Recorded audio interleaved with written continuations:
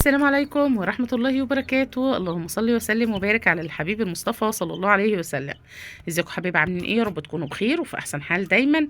قبل ما نبدأ الفيديو بتاعنا اذكروا الله، الا بذكر الله تطمئن القلوب، لا اله الا الله وحده لا شريك له. عايزه اقول لكم الناس اللي فاكره كده وعارفه المكان ده وشافته قبل كده، المكان ده اللي كان فيه الفراخ الهجين العالي، الفراخ الهجين اللي كنت حطاها في المكان ده ومربياها معاكم.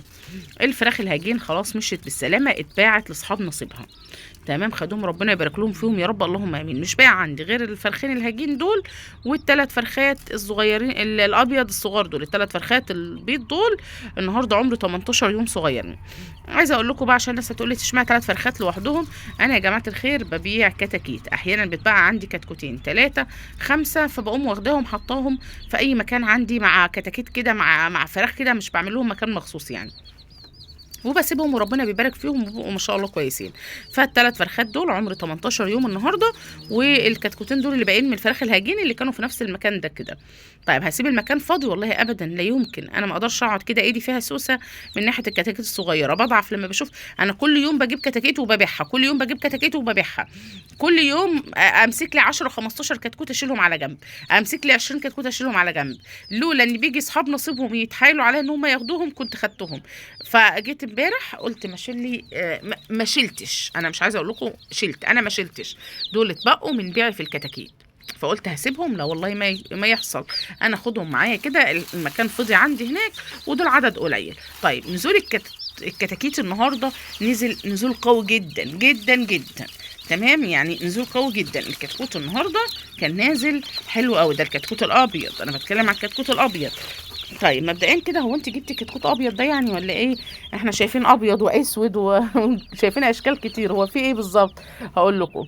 ده كتكوت هجين جبته اهو، ده هجين زي اللي انا بعته، ماشي، انا بحب الكتكوت الهجين.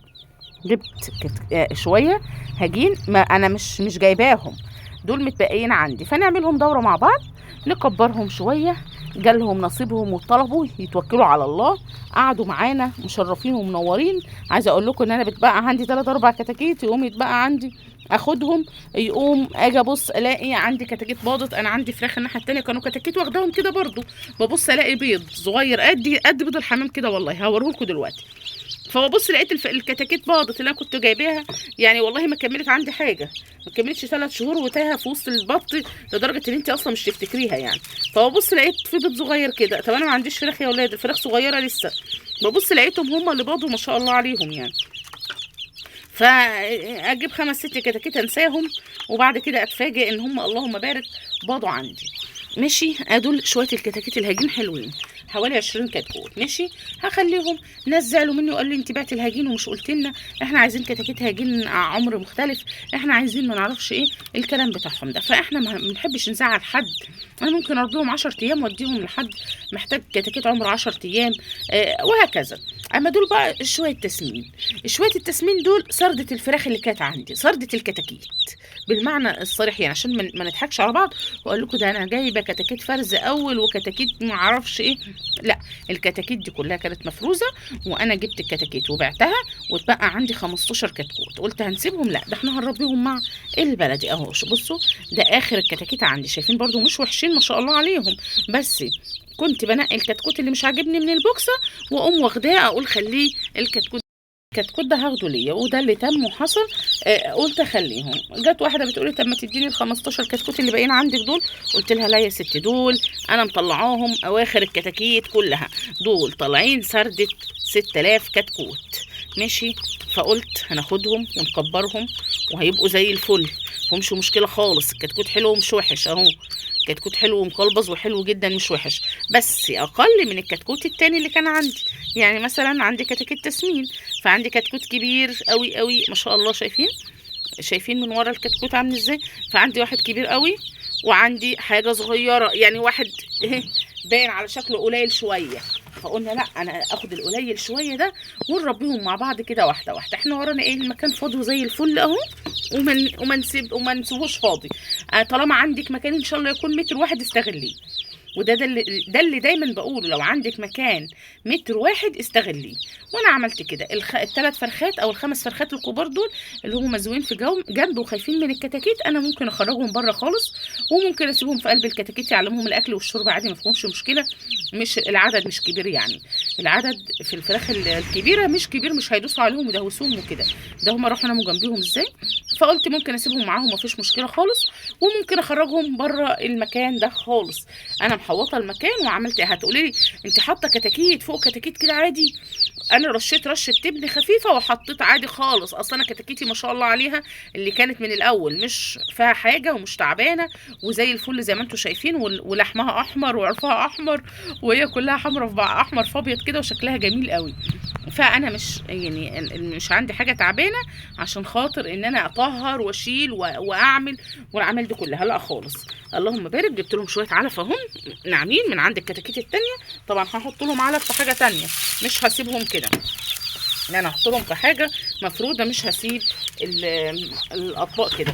وما شاء الله اللهم بارك، المكان حلو عليهم اهو، ودافي، وفي لمبه واحده بس 100 اهي، لمبه واحده بس 100. انا رافعاها شويه عشان الاضاءه واعرف اصور عشان ما تخيلنيش، لكن انا هنزلها لهم طبعا تحت عشان تدفيهم، يعني مش هسيبها عاليه كده، انا هنزلها عشان تدفيهم. طيب الكتاكيت النهارده التسمين نازله جدا، يعني كتكوت التسمين، فالكتكوت اللهم بارك نزل جدا. فرصه بقى وتجيبي دوره رمضان من دلوقتي. لو عايزه تجيبي فراخ هجين، لو عايزه تجيبي كتاكيت هجين، هاتي من دلوقتي دوره رمضان. لو عايزه تجيبي ابيض استني كمان شويه لو هتجيبي دوره رمضان، لكن لو هتجيبي دوره دلوقتي تاكليها في المواسم، يعني تاكليها في المواسم، هاتي لك دوره لرجب. دوره رجب هتبقى حلوه جدا دلوقتي، يا دوب هتجيبيها معانا جماد اخر خلاص، وبعد كده رجب. فهتجيبي دوره رجب، كلنا بنصوم في رجب كتير قوي، بنبقى محتاجين ان احنا يبقى عندنا حاجه حلوه في البيت، لقمه حلوه، يبقى الحاجه سهله عندنا، فهيبقى الموضوع سهل جدا.